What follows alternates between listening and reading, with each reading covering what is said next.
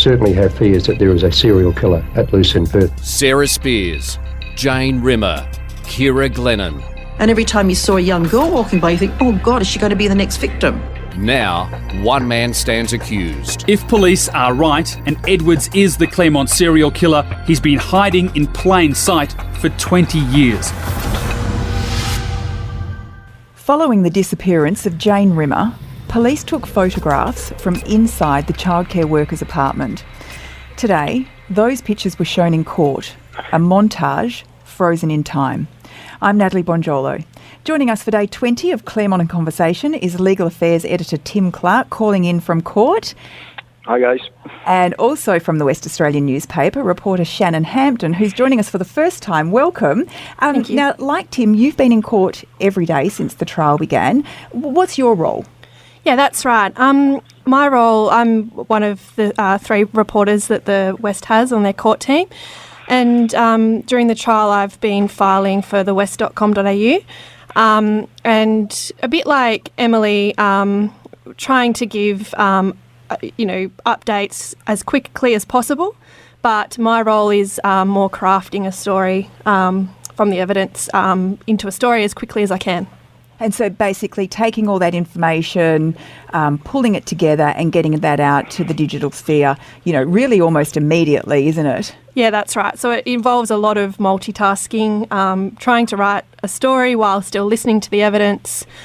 I've been running back and forth, to be in court some of the time and in the media room at other times. So, yeah, it's quite busy. And when you're running, I'm just curious because I haven't been there, when you're running backwards and forwards, how far is that?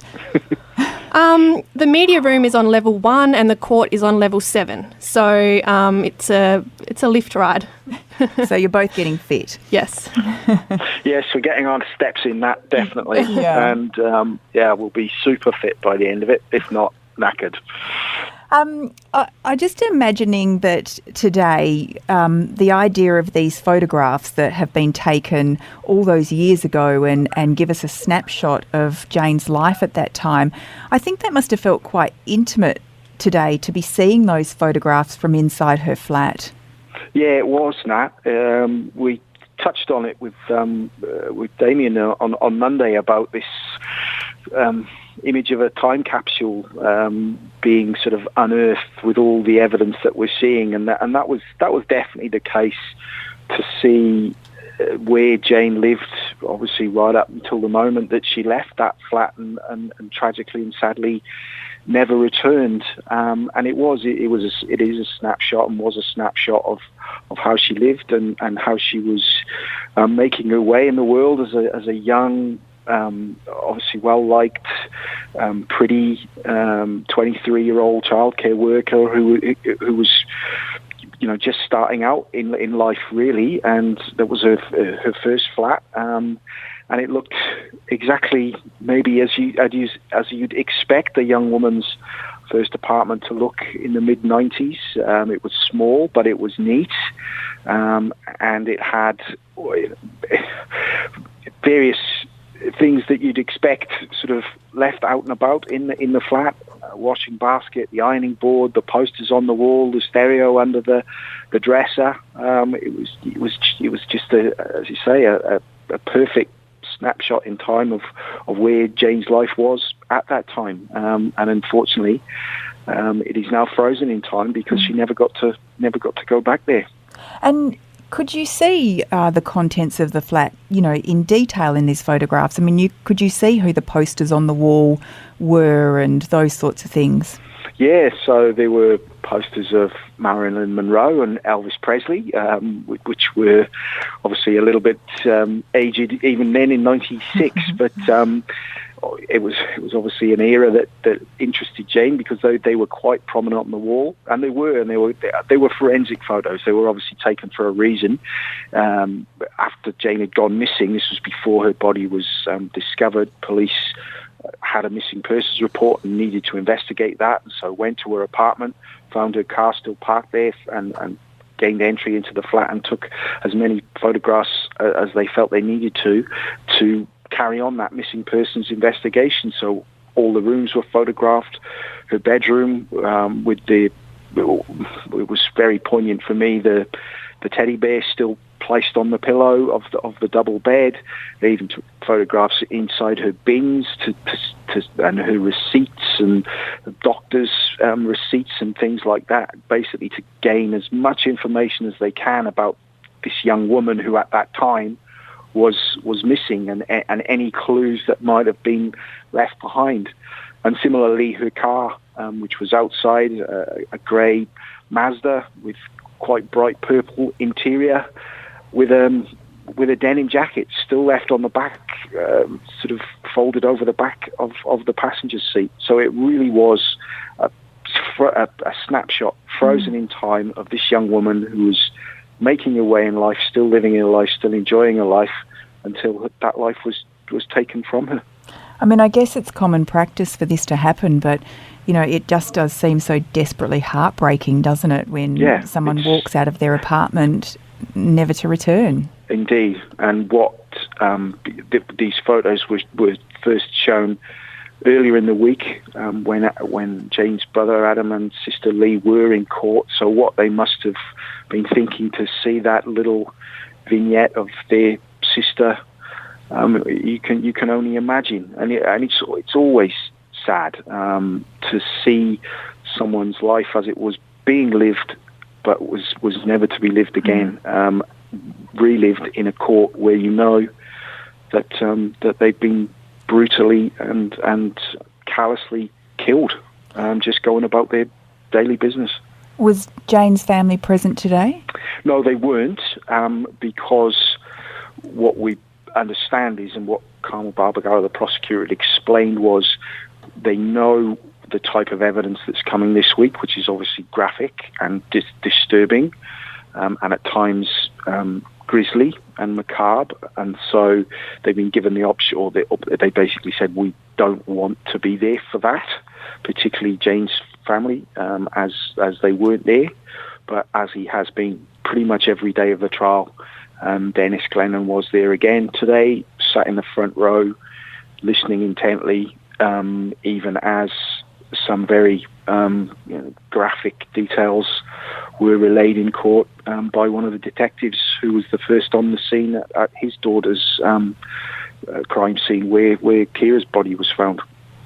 So who takes the photos, and are the same people then dispatched, when a body is discovered? Yeah, so that was what was explained in court today. There was obviously the macro task force, which we've discussed, which was the team of detectives that were tasked when it was obvious that there was a serial killer at work in Perth. But forensically, it sounded like they were quite a small, tight group of forensic scientists, obviously very specialised, who were all working on this investigation as well. And so for instance, one of the first witnesses today was Michael Tarachi, who was the videographer.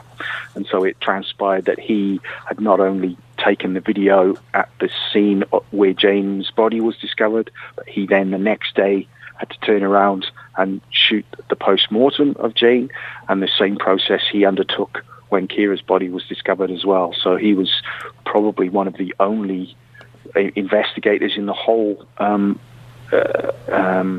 the whole scene that was actually at every stage from where the body was discovered going right through to the post-mortem, and he was the one with the huge responsibility of documenting it on video. So at some stage down the track, if it was needed, it could be played in court, and that day came today. So he's called as a witness, so he's in court. Mm-hmm. Is he being played the video that he took all those years ago? Yeah, yes, definitely parts of it, to explain where he walked and the process and what he did and when he got there and what time he got there and who he was with and who he spoke to. And most pointedly, obviously, again, he was asked whether he got anywhere near the body, near enough to touch it, or possibly, from a defence point of view, possibly contaminate it. So he was taken through some of that video, not all of it, but certainly some of it. And there was one quite a lighter moment during the day when he was actually shown a photograph of himself in one of those postmortems with the camera on his shoulder and with the white overall on, which was taken by the photographer who was taking photos of the postmortem as well, to show exactly what he looked like, what the camera equipment looked like, and what his personal protective equipment looked like that he was wearing in that mortuary. They were quite. He explained as well that it wasn't just a typical, home video camera either. It was worth about $30,000, and it was similar to the kind of camera equipment that TV crews used. So he explained that the lenses were also, quite high tech, so that he could put them on the camera on a tripod and zoom in. He didn't have to get, that close to the bodies. And was that part of the questioning as to whether he went in further with the camera, or how far back could he see things, that kind of thing? Yeah, that was a lot of the questioning, particularly from the defence lawyer Paul Jovich. And also, Mr. Jovich focused on a 15-minute gap that was in the footage when he was at... Miss Glennon's scene where they were taking video up there. Looking at the video logs or the timestamps on the videos, it showed that there was quite a big jump, 15 minutes in fact. There was a gap there, and Mr. Tarachi had to explain how that happened, and his explanation that he revealed today was that his battery went flat, and so he had to go back to his car to get another battery to fire up the camera again so he could continue shooting. But in that time, 6 or 7 exhibits were actually taken from Miss Glennon's body and placed in forensic jars by the sound of it. We hadn't heard that before today, and that, depending on what those exhibits were that were taken while the video wasn't being taken, that could become quite significant, because if one of those does happen to be the DNA that was taken from under Miss Glennon's fingernails, which we know is the $64 million piece of evidence, then that could become quite significant, because you would hope and expect, really, that something so important as those fingernail scrapings would be captured on camera, so anyone who needed to see the exact method done to take those scrapings could watch it on video. So that might be an interesting sidebar to come. Something I thought was personally interesting was that Mr. Tarachi said that it wasn't the practice at the time to tell the investigators who were collecting evidence that he wasn't recording.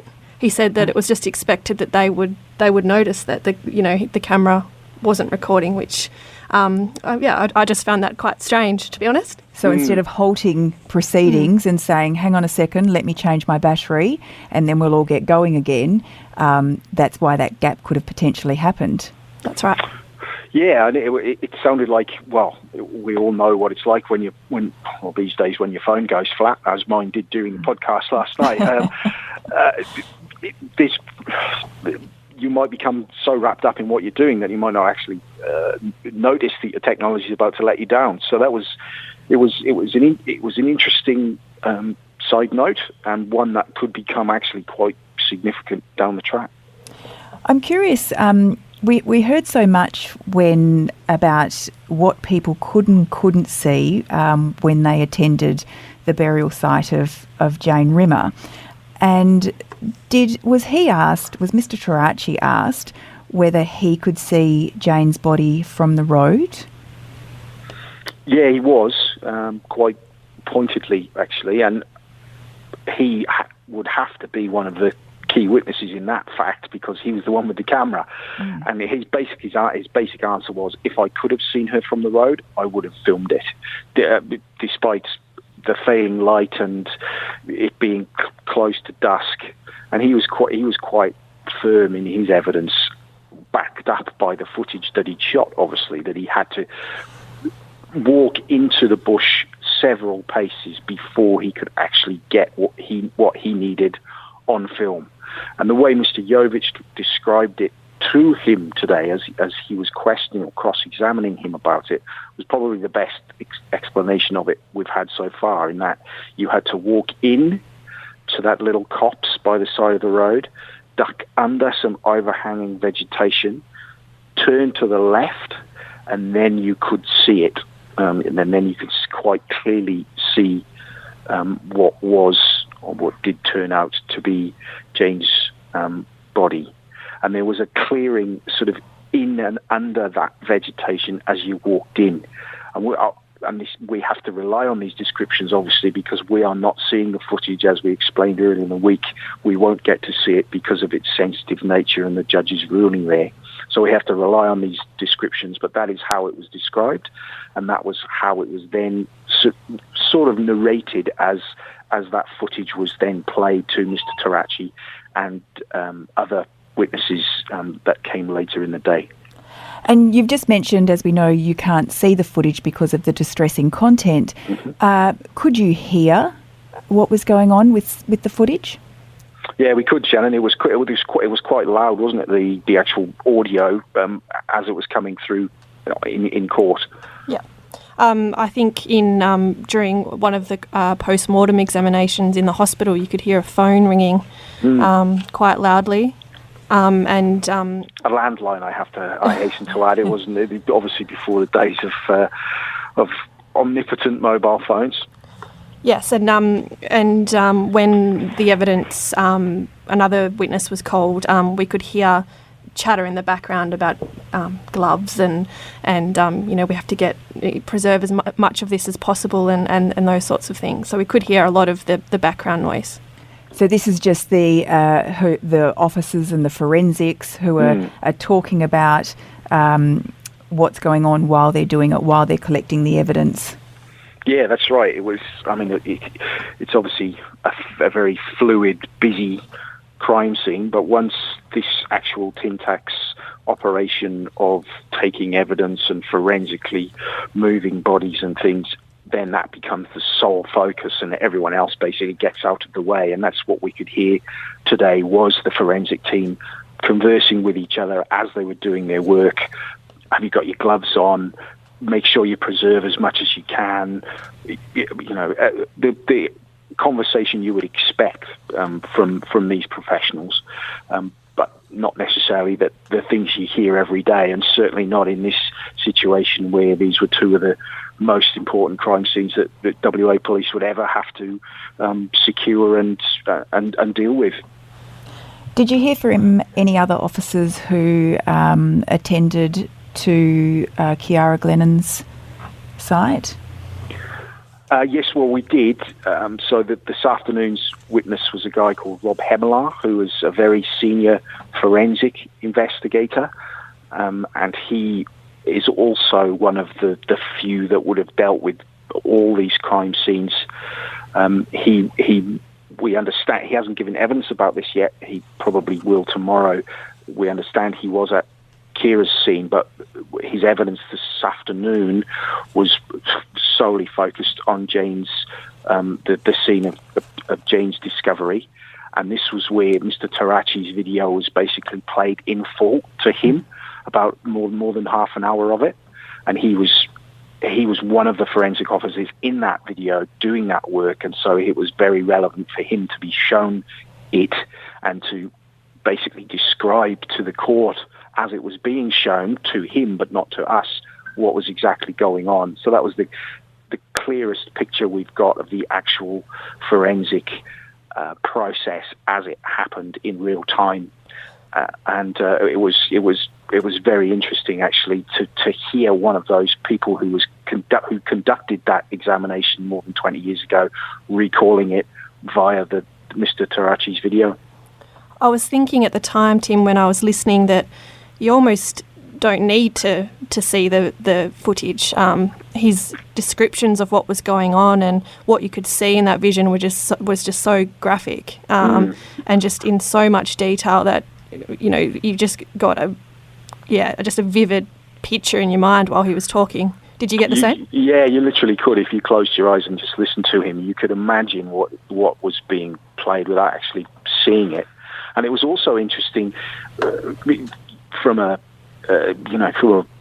person who deals with words professionally and has done for many, many years, how someone with that forensic training and forensic instinct was then being called on to describe what he was doing, and he was describing it in a very forensic, very detailed, very exact way. So you were getting that sense of, or you were being able to imagine what was happening without actually having to see it.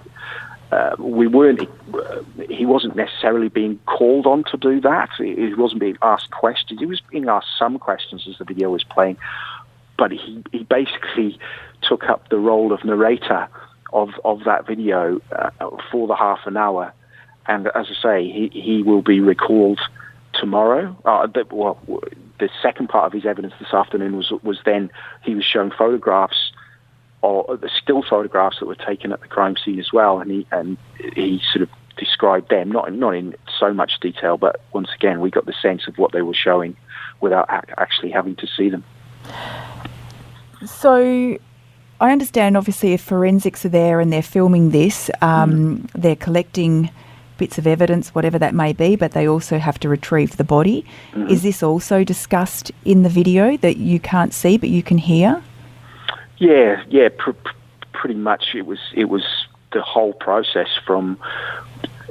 So as we've discussed previously, there was vegetation on top of Jane. It would appear in some sort of attempt to cover her. So the first portion of the video is all that being removed and bagged for as evidence forensically. That is all described. That obviously then leaves Jane open to for everyone at that scene to be able to see her.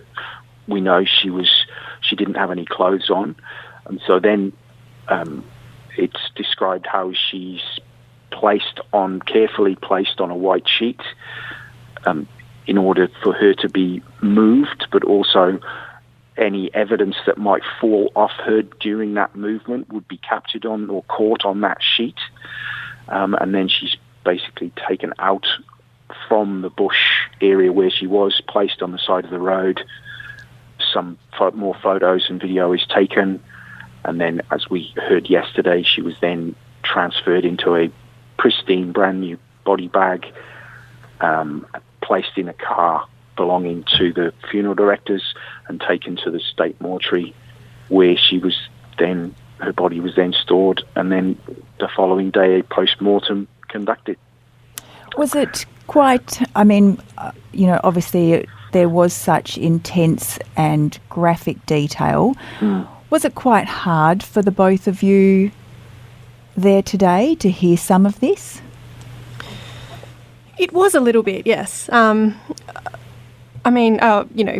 Covering courts for years, you sort of do hear very graphic details, but I've never really heard details of, a body being discovered and dealt with in this manner before. And it has been mentioned before that it's quite unusual for this sort of footage to actually be played in court because it's not usually necessary. But, yeah, things like, you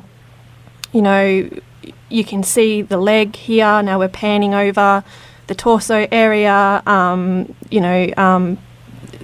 The limbs are here. This part's exposed, and then we roll the body over. Things like that. It's just something that you don't hear every day. No.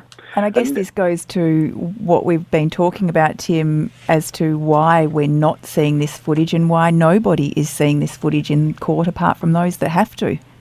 Yeah, as we discussed earlier this week, Justice Hall's made that call. No one has argued with it. We never would, because he is the judge. It is his court, and he runs it how he sees fit. I don't think anyone would necessarily want to see it, wish to see it, desire to see it. I mentioned it in a previous podcast this week. thinking about it personally, and only for the reason of being able to do our jobs properly, you might say I'd prefer to see it rather than having it described to me. But as Shannon mentioned, the way it was described today, you've got an absolute full measure and description of what's going on. So after today, you don't think that as a court reporter and someone who's trying to bring the trial to people who can't be in court, you don't think you're going to miss out on anything in terms of evidence and the importance of it from today, if that's going to continue. And given that Mr. Hemelaar is going to continue giving evidence, certainly tomorrow, you'd think that style of evidence is going to continue. From a personal point of view, it's never easy. It's never, ever easy, no matter how many times you do it, no matter how long you've done it for. Shannon's a lot younger than me, but certainly has enough experience now to, as she said, it's never easy to hear those type of things.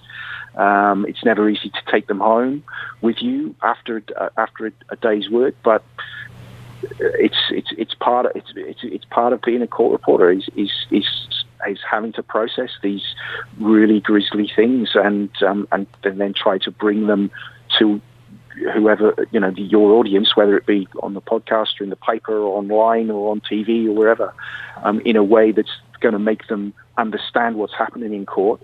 But you never want to gross people out. You never want to put the material before them that is unnecessarily graphic. As Ali said yesterday, if you do it on TV, you might get your license taken off you. But you'll certainly, and that's something you learn along the way as well. Is the balance between being able to tell the story without getting too graphic and too gross and too grisly. I think, like you just said, Tim, it's also quite difficult to, and something that you have to keep in the back of your mind, that although you want to give readers, there's so much interest in this case, you want to give readers everything that's said in court, but also you have to really think about in the back of your mind that, this person is a real person, she's got a family, and that you sort of have to balance that as well, like the sensitivities around that as well, I think. Mm-hmm. Yeah, and particularly when it is, in the context of, you're seeing inside this beautiful young woman's apartment, and then you're seeing her in this other scenario, which is just so terribly shocking. So, that obviously makes it that much more difficult to deal with while you're sitting there. That's something that you balance up. We've seen, even in the last 6-8 weeks during the trial, we've seen Jane in life, enjoying a great night out with friends, laughing, drinking, dancing, talking.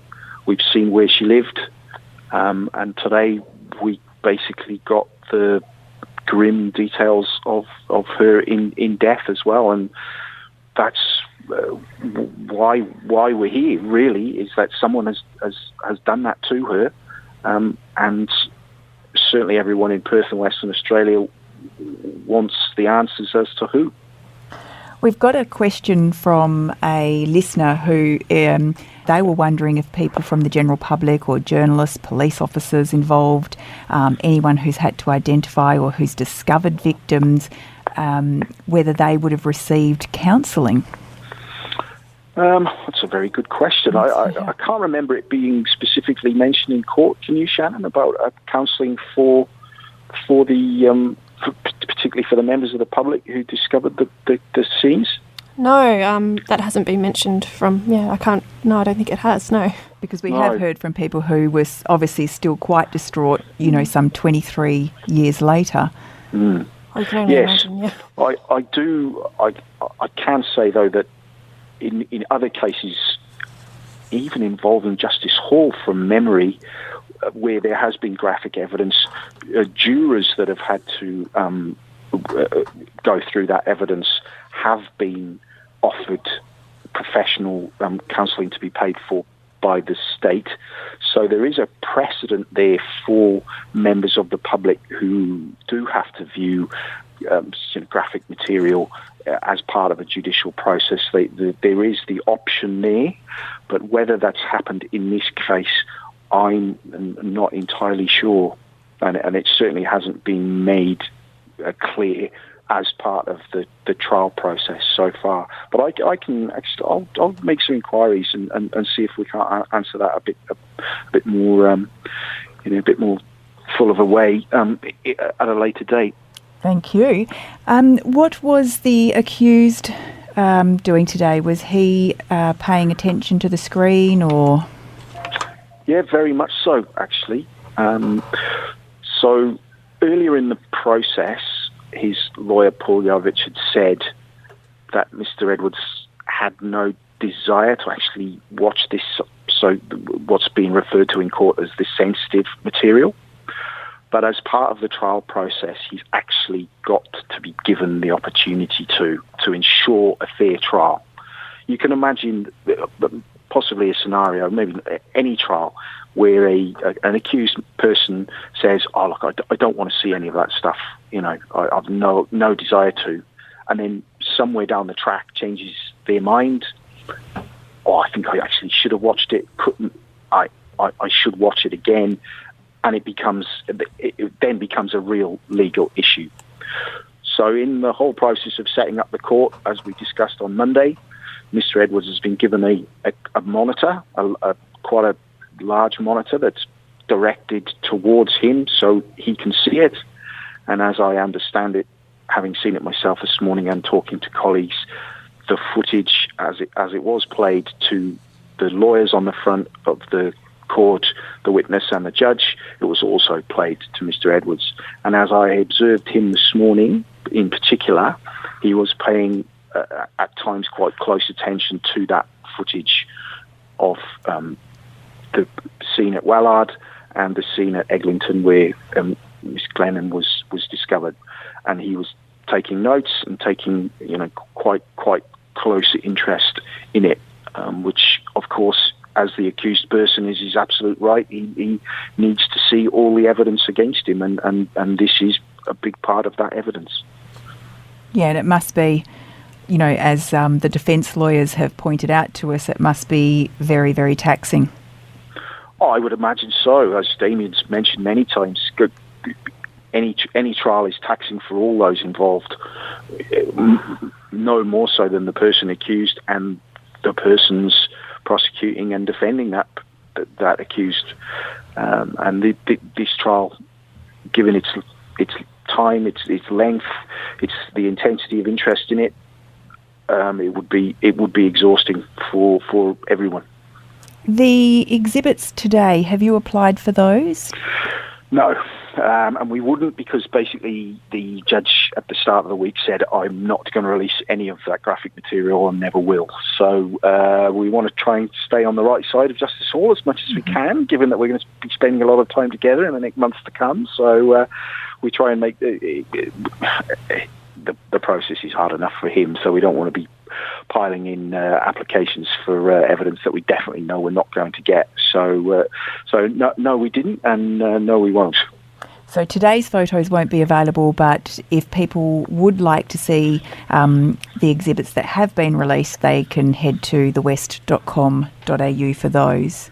Yes, I understand. There might be a link in the write-up, the podcast write-up as well. I'm not sure if that's been placed up there yet, but if you search for Claremont exhibits in thewest.com.au, I'm sure you'll be able to find it via the wonders of Google.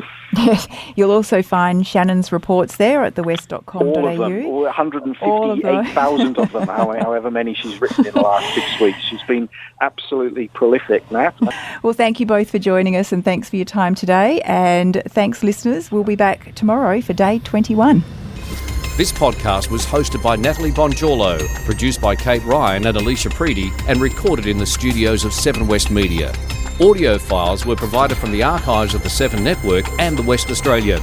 Sign up for daily emails and all the latest on the Claremont trial at thewest.com.au. Enjoying this podcast? If the story behind the headline matters to you, then you can count on thewest.com.au to deliver. For more on Claremont the trial, follow the live blog, watch the nightly news updates, and sign up for daily email updates at thewest.com.au. Subscribe now for just $1 a day at thewest.com.au.